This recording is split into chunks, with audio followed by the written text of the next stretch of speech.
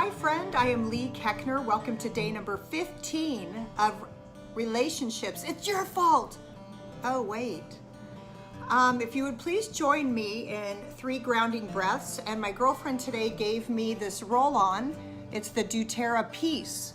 So I'm going to just put a little of this baby on and smell it. And then when I breathe in today, I'm going to breathe in peace for myself, for my heart, for my body. And when I exhale, I'm going to share that peace with the world. So please join me in a peaceful 3 breaths, please. So we'll uncross our legs, put your hands up on your lap to receive, and we'll breathe in through our nose and out through our mouth. Peace out to the world. In through our nose. Peace to my heart and out through my mouth. Right back out to the world. And one more breath of peace in through our nose. And out through our mouth. Fantastic. Today we are talking about friends and coworkers. Those are the relationships we're going to look at a tiny bit today. I had a great, yesterday we talked about strangers, just to get sidebarred. I had 2 great encounters this morning with strangers. One, you know the people who aren't homeless, but they're kind of like around 20 to 30 and they wear black and they're kind of in your face and have pit bulls and they're on the streets asking for money. I'm not exactly sure what they're called.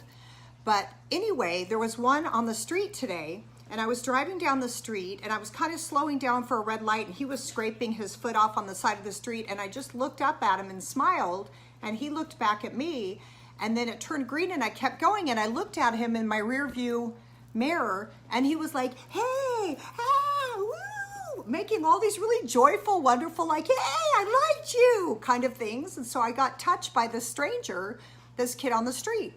And then I parked and I walked in to meet my friend for brunch, and a guy was sitting there, and I smiled at him and he smiled back at me, and he said, you're really beautiful. And I go, thank you so much. Gosh, I appreciate that. He goes, come on, man, that's your world. And I go, no, it's not my world that somebody says that after my exercise class in some breakfast place.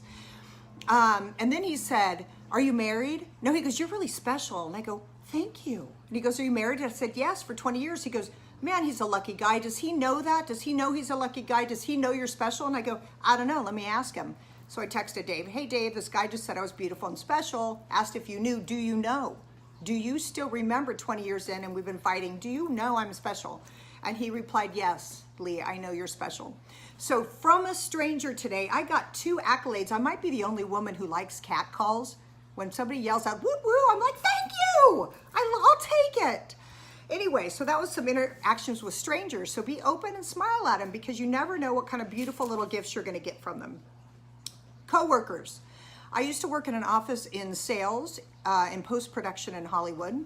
And we had a boss named Steve, and he was a nice guy, a real nice guy, but he had some personal space issues.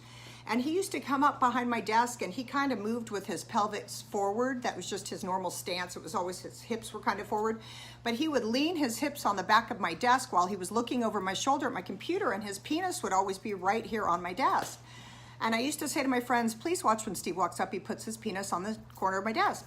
So then finally I would go, and I would always go like this, Steve, please get your penis off my chair. And he would go up and step back. He was like really kind of a really sweet guy. But anyway, one time I'd had it, and I took masking tape and I taped around my little desk area. I had a cubicle, and I taped the line around my cubicle, and I wrote Steve cannot cross all over it, and we had a big belly laugh. I told him until he learned how to control his penis area, he couldn't come near my desk.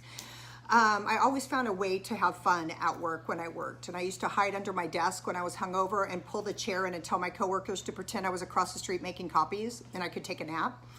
But what I did like about work is that there were the people that I loved and who I couldn't wait to have lunch with and play with or cocktail with after work, and then there were the people who I couldn't really stand that much.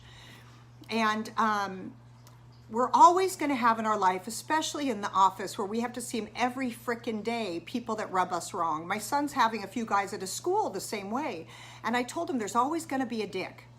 But what we need to do is learn how to navigate that as we take care of ourselves. So in a coworker situation, I told my son this as well, anyone who's being a jerk to you is hurting. We don't know what the hell's going on in their life or at home.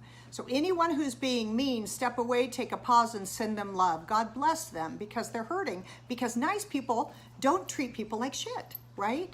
So I said, say a prayer for them, send them love, because it's going to feel good to you and it's going to be energy, good energy towards that person. Then set a boundary. Take care of yourself.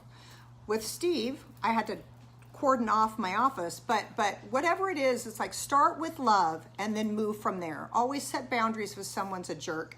Avoid the times that you have to spend with them, or say, hey, I don't like you talking to me that way. We have to work together.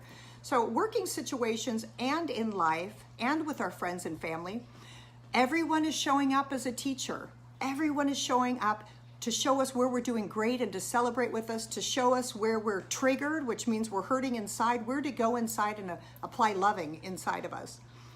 Remember, when you want to point out at your coworker that they're the dick and they're the reason everything's bad, turn it back and get back to loving with yourself and look at yourself, right? And send yourself love and that person as well. If we're going to have to work with people we don't like per se, we might as well find a way to navigate it with the most love possible, or else it's going to eat us alive and cause our body stress and cause maybe illness as well. Remember, every person's here to teach us. Apply loving to the places that hurt inside. Every interaction is sacred. Slow down in your life. Start looking into people's eyeballs. Start seeing what they're showing up to teach you.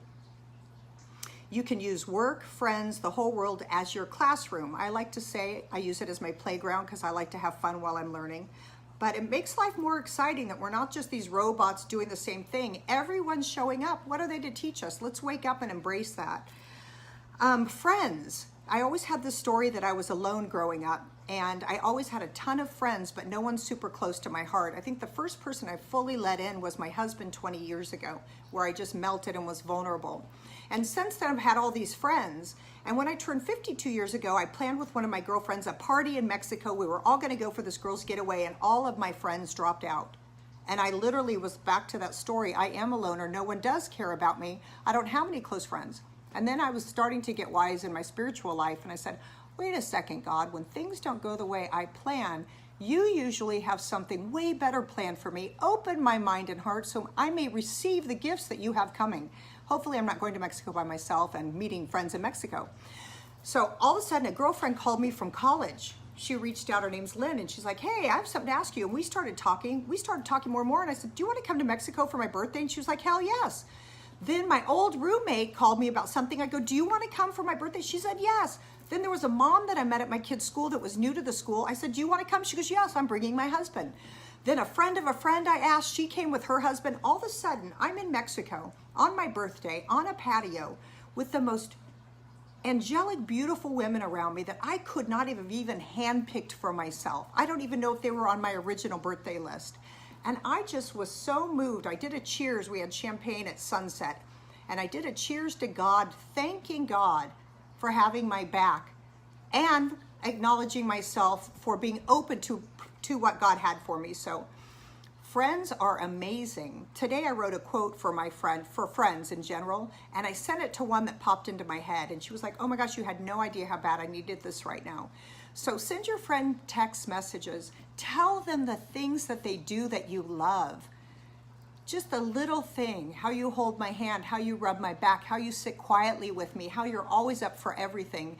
And another thing I learned about friends is my first really good friend that I tried to have when I was trying to learn how to be a good friend, I wanted her to be my everything. I wanted her to go do school stuff with me. I wanted her to go out for over the hill to party with me, all of these things. And I didn't know, but she had the social anxiety and she couldn't go over the hill for me. So then I was like, well, she won't hang out with me. Why? She doesn't like me. You don't have to have one friend be everything. You can have your party friend, your spiritual friend, your going on walks friend. You can have friends that meet all of your different needs. So nobody has all the pressure to carry everything that you need on their back. And that's the same with our spouses and everyone else in our life. Find out what you like about them and nurture that part. Connect with friends who are kind to your heart. I tell my kids that all the time. Connect with the people who hold your heart in the palm of their hand. Discontinue toxic relationships at work, at home, in your love life, in your friendships, everything, in your family. Fill yourself up and surround yourself with positive stuff and love. Okay, here is my quote for work. When I am seeing the good in others and practicing gratitude for my job, work doesn't suck so bad. When I'm seeing the good in others and practicing gratitude for my job, work does not suck so bad. And then my quote for friends are, you sit with me when I cry, you take my belly laughs up a notch, you dance with me when I need to move my body, you celebrate with me when I receive good news. Oh, how I love you, dear friend. God, I am grateful for every person that comes on my path. I'm grateful for my friends who hold me up when I need to be held. I'm grateful for strangers who cut me off, and I can realize that it's okay. Just because they're having a hard day or rude, I don't need to take that on myself. Thank you for my partner who shows me constantly that I need to take a pause. Sending love and light out to everyone watching and the world. May we be uplifted today. May we slow down and look in each other's eyes and see the goodness. Amen. Thank you guys so much for joining me on today, day 15. Tomorrow we'll be talking about another type of relationship. I don't remember what it is on day 16, and I will see you then. Have a blessed day.